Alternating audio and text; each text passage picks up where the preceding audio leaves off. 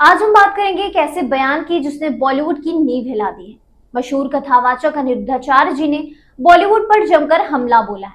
उन्होंने अश्लील फिल्मों पर बैन की मांग करी है और अमिताभ बच्चन, रणवीर सिंह जैसे बड़े स्टार्स पर समाज को गलत रास्ते पर ले जाने का आरोप लगाया है।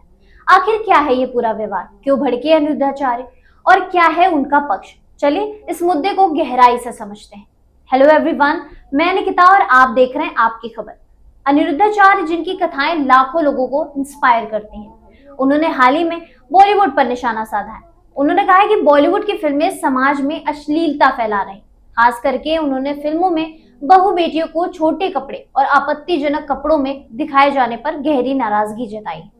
उन्होंने कहा है कि फिल्मों में बहु बेटियों को ऐसे कपड़ों में दिखाया जा रहा है जो समाज के लिए ठीक नहीं। इससे हमारी बेटियां भी वैसे कपड़े पहनना चाहती जो हमारी संस्कृति के खिलाफ है।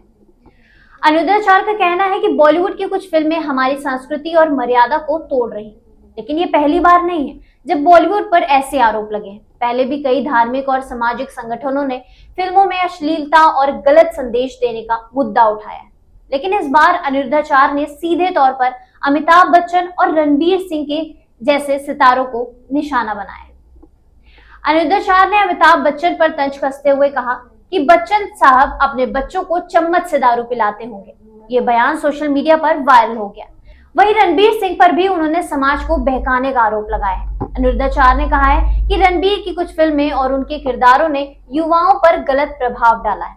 अब सवाल यह है कि क्या अनिरुद्धाचार्य का गुस्सा जायज है? बॉलीवुड की फिल्में एंटरटेनमेंट का हिस्सा है, लेकिन क्या ये वाकई समाज को गलत दिशा में ले जा रहा है या फिर ये सिर्फ एक धार्मिक नाराजगी से दिखाया जा रहा है? ये बहस दो ध्रुवों में बट गई है। एक तरफ जो लोग मानते हैं कि फिल्में हमारी संस्कृति और नैतिकता को प्रभावित करती हैं, दूसरी तरफ वो जो इसे क्रिएटिव फ्रीडम का हिस्सा मानते हैं।